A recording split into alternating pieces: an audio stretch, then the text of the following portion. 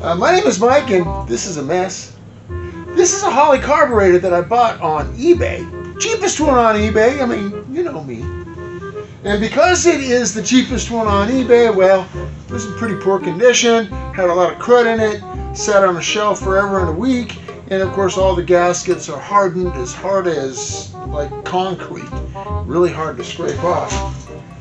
Let me show you what I got here. Now, when I took it apart and cleaned it, I went to the auto parts store to get carb cleaner, and of course it's, you know, 60 bucks for a gallon bucket. So I opted for the cheap option. Yeah, that's super clean, which works, and it was only 15 bucks. The problem is it leaves all these deposits on everything. So it did remove the crud. I got to do more cleaning to get the crusty stuff off. And it did not remove the gasket material. I mean, I've been scraping and scraping. I finally got the secondary side done, so I could put this new gasket and plate on and, you know, clean out the passages. But this is just really time consuming because the stuff just doesn't want to come off. Yeah, it's on there. Anyway, we'll get all this crud cleaned up. We'll put this carburetor back together, and hopefully it'll actually work. Because see, I've never done a Holley 1850 before. This is a first for me.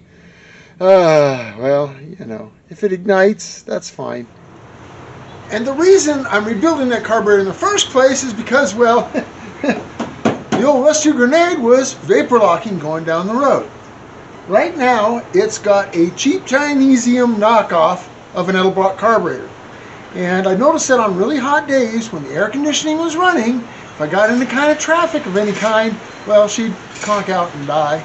Let it cool off and it'd fire right back up. And looked it up online on the old interweb search, and sure enough, Edelbrock carburetors were kind of known to do that. And of course, if a name brand like Edelbrock does it, imagine how bad the Chinesium knockoff is. So it was doing the vapor lock thing. And according to the interwebs, the cure for it was to put a phenolic spacer, a 1-inch phenolic spacer under the carburetor. Well, I do have a spacer, but it's not 1 inch. I don't have 1 inch to spare. As it is, my hood actually hits my air cleaner. I don't have space for it. Now, I could, you know, cut a hole in the hood and put a hood scoop on it. No, I'm not going to do that. So I tried to cool the fuel down a little bit. So where the fuel line comes out, let's see if I can get the camera on it. Down here, there's a metal heat shield that I put in place, and then I wrapped the line with some insulative pipe wrap. This is for exhaust pipe wrapping to try and keep the heat from the header from permeating the fuel line. And then I located the pump way up here and pushed that fuel line right out in front of the grill, and I routed that fuel hose in front of the grill. I figured that would help keep it cool. And then the hose comes back alongside the AC lines and comes up to here. And as you can see, I've wrapped it with some foil type tape, and there's actually a little bit of foam insulation under it as well. And you know, it's a little bit better, but it hasn't actually cured the problem. So I'm going to condemn that carburetor, and I'm going to go ahead and rebuild that Holley 1850, which is something I've never done before. And it may take me a while, because see, I took it apart and didn't pay attention to where any of the parts came from, and I don't have any instructions. The kit came with a nice assortment of gaskets, and it came with a bunch of little doodads and whatnots and gizmos and things. You know, there's a power valve and a couple of needle and seats, and you know, so I can pretty well figure it out, I think. The thing that concerns me is there's check balls in there, and I didn't see any check balls fall out of any places.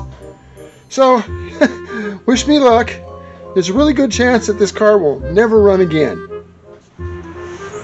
So I am not going to throw away the Chinesium carburetor because, well, at least that one makes the car run. And if I completely fail on the Holley 1850, at least I can get the car out of the driveway. Anyway, stick around. So somewhere in a dusty, dirty back alley in western Arizona, not far from historic Route 66, is an old fart trying to cram a square peg into a round hole.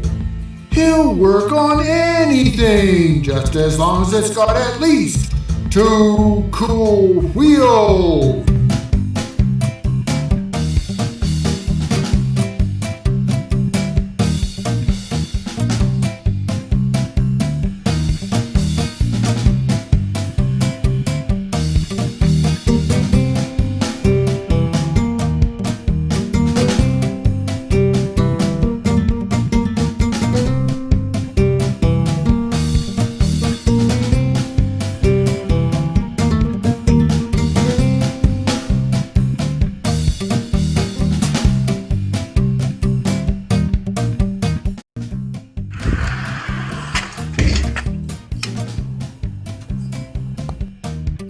Man, it's like an oven in here.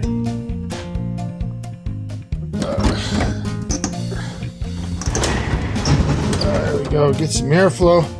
You know, we're gonna convert it from an oven to a convection oven. Anyway, got my carburetor all put back together. Have no idea if it's right, but we'll find out. Looks like crap because I used the wrong cleaner, and that's fine because as long as the passages are all clear inside, that's the important thing. You know, I'm not too concerned about the cosmetics. This car is not winning any car shows anyway. But sure did have an awful lot of stuff left over. Uh-oh. Uh-oh. Oh well. Alright, I'm going to go ahead and swap the carburetors on this car. And what I'll do for you guys is, you know, try to make sure the camera's aimed up high enough so I don't blind you with my white legs. How's that? Better? Anyway, here we go.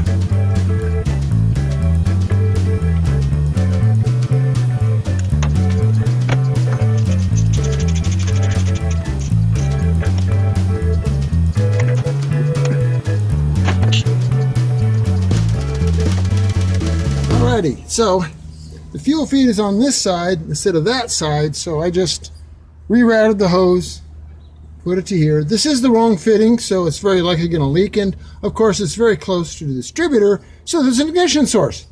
Perfect. I had to reposition my throttle cable mount bracket. Fortunately, since I misaligned it to begin with, it's got all kinds of holes to choose from. So we found one that matched it the closest. I don't think I have full throttle pedal travel, which is probably a good thing because, well, I already got pulled over in this car from going too fast. So All right, let's turn the key on and see how much it leaks when the pump comes on.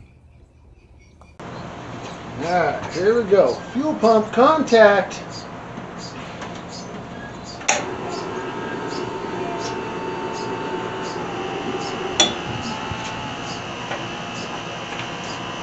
Now I hear it running, and I'm not seeing any leaks. So that's really weird. Really weird. And it's slowing down, which means the needles and seats are needle and seating. Where's my choke? Not put that all the way. Oh, I found a problem. All right. Step over here. Evidently I connected the choke incorrectly, so that's fine. Why is this stuck? Yeah, well, it's open enough for now. Does it squirt? It squirts. You got that part right. That's weird. Let's turn the key.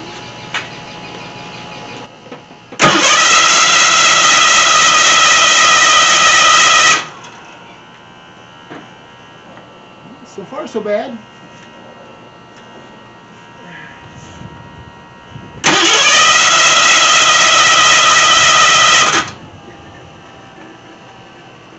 It's making funny noises. I don't know if that's good or not.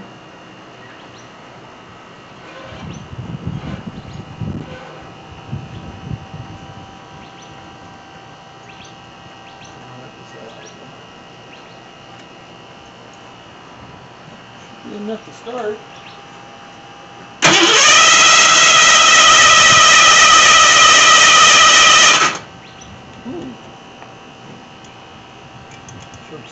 How do you jack up the choke?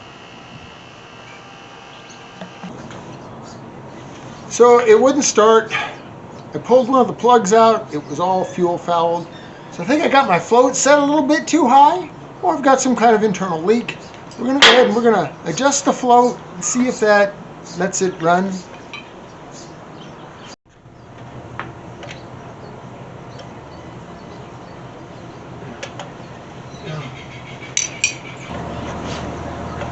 No idea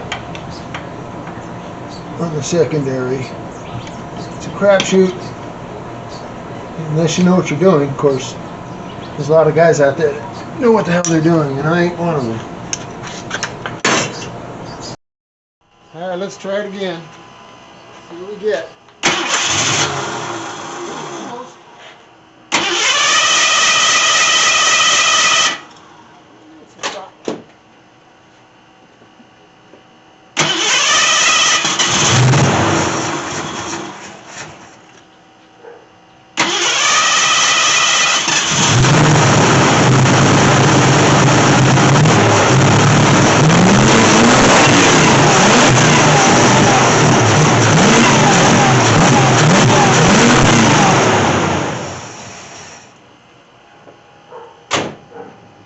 Alright, it doesn't run worth a crap. Perfect.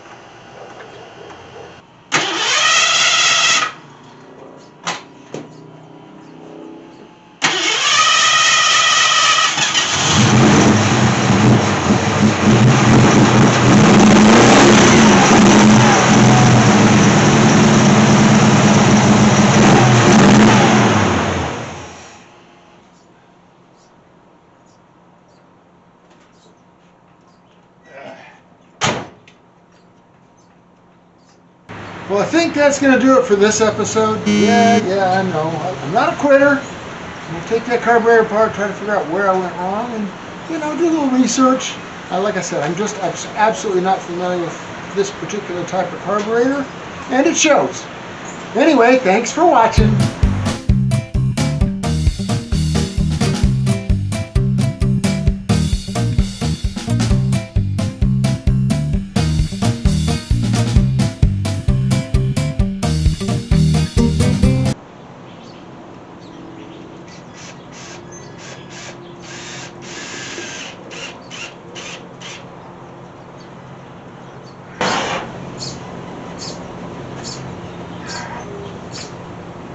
All right.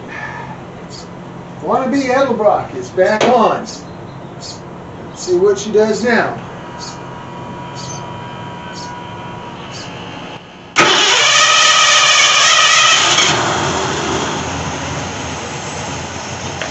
Purrs like a kitten.